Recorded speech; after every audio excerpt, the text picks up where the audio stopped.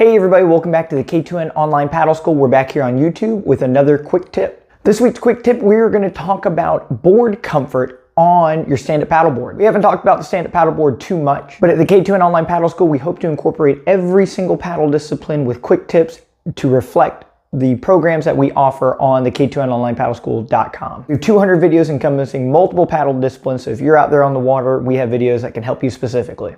If you want more info on that, check out the description. We have the link and we can send you right to the website. You can find out everything you need to know. So without further ado, let's get to it. With the stand-up paddleboard, half of the battle is having the confidence in both your ability to move around on the board, both with an aggressive forward stroke, as well as shifting your weight around and walking around the board for step back turns. With all these drills, we're going to give you two different sample clips. So we're going to have my girlfriend Christina, who is a beginner on the board, going through these drills. Then we'll follow that up with video of me, a pro, going through those same drills and seeing the progression and what it might look like for yourself and how it should look over the long term. As you interact with your board, the board itself is going to move more and more, and this is true within all paddle disciplines. So today we're going to go over a few drills that you can incorporate into your time on the water to expedite this confidence building learning experience. So the first one is, when you first get on a board, is to simply shift your weight side to side. Whether you have a flat deck or a recessed deck board, your ability to move the board around and kind of find how much stability you have with your body weight and the shape of the board is very important to determine early. The primary stability of your board is how it feels going side to side through the water. Secondary stability is the last little bit of stability before the board itself flips completely over. So the immediate feel that you have is primary, and then the feel you have when the board is sideways is secondary. Going side to side helps you establish where the line is at in falling off of your board. We can't understand where the line is on stability without crossing it. Pumping your legs and moving the board side to side moves it dramatically more than it will typically as you're paddling it. This gives you a sense of how much range of motion you have and where those lines are at. The first one is pumping the legs and moving the board side to side.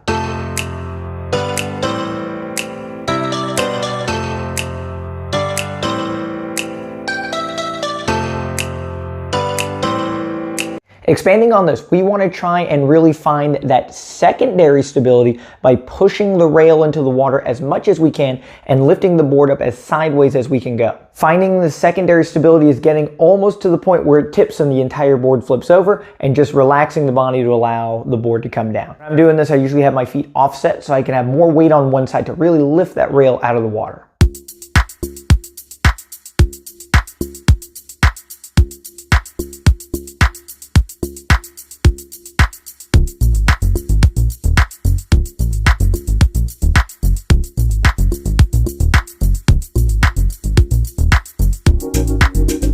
The next drill for stability is looking at how we transfer our weight onto the paddle, into the water throughout each paddle stroke. When we're standing on the board, we have 2 points of support with both legs, and as we take a paddle stroke, we are transferring weight to this third point of stability. It almost acts like a crutch that we can put our weight and lean onto. As we're on the board, we only need 2 points of stability to have balance. So as we put our weight onto the paddle, we can begin taking weight off of the opposite side leg.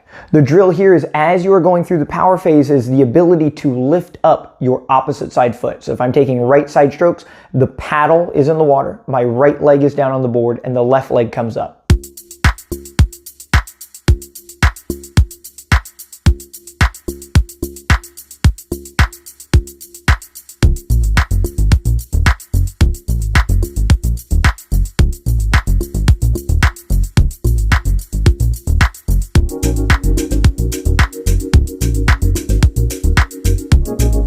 Timing this movement to when you approach the exit to put this foot down. As this blade leaves the water, we still need 2 points of stability, right? So if this blade is in the air, this leg is in the air, your chances of falling go up tremendously. Once you have that grip with the water with the blade, putting a lot of pressure on that paddle allows you the opportunity to literally lift the opposite side leg. Next, we're going to quickly go through the pieces of the puzzle for the step back turn and breaking them down into small sections that you can absorb to put together for one fluid movement. Again, on the K2NOnlinePaddleSchool.com, we have an entire series on approaching the step back turns. If you want more detail and a coach to oversee and help you with that process, we have more of a learning resource there, but this is a brief overview. So the first drill is going from standing parallel parallel to going to the surfer stance. So the first thing you want to do is to turn your non-dominant foot to the side and bring your opposite leg back, your dominant leg, and standing in that surfer position. The drill here is simply transitioning from surfer stance to parallel, back to surfer, back to parallel. This establishes the first movement with the feet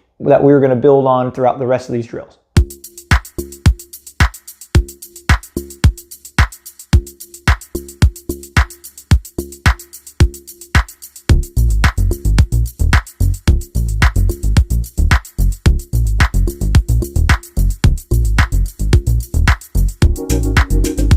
When I'm teaching kids how to do step back turns, the cue that I've always used and is most simple is feet together, feet apart. Once you are in that surfer stance, if you bring your feet together and spread them apart, this is the way that we kind of caterpillar our way around the board in the most simple and safe way. You on the center line of the board, and you moving your feet and going back and forth allows you to travel forward and back on the board.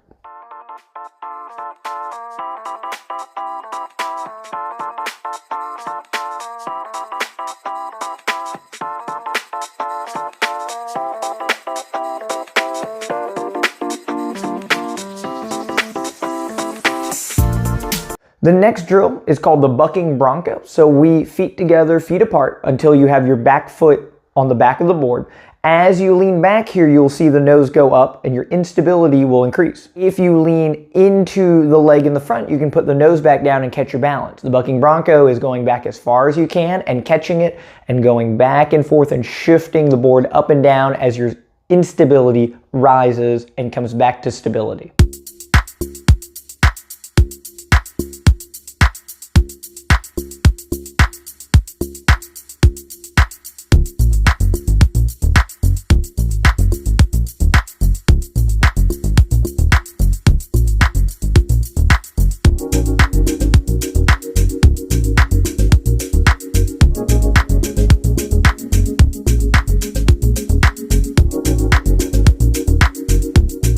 Next, we'll start to put the pieces all together, right? So we start in parallel stance, go to surfer stance, feet together, feet apart, walking to the back, bucking bronco to pick up the nose, and counter that with taking a nice wide sweeping stroke to turn the board all the way around. Once you've completed a 360 turn, you can now begin feet together, feet apart, walking back to the middle of the board, unturning the feet from surfer stance, back to parallel.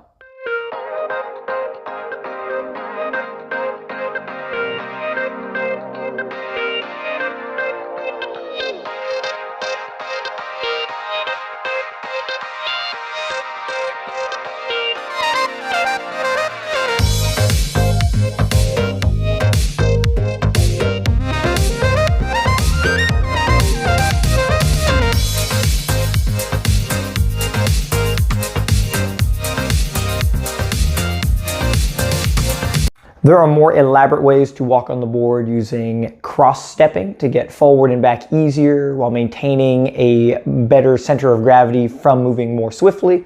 There are different ways that you can paddle with the stroke to turn faster or with more control. Again, we go over all these ideas and more on the K2NOnlinePaddleSchool.com. Ultimately, incorporating all these little drills into your paddle program will give you the ability to progress your stability over a period of time. The worst thing you can do with your stand-up paddleboard is be on it and be overly rigid, right? We cannot create power from movement that is hindered by stiffness.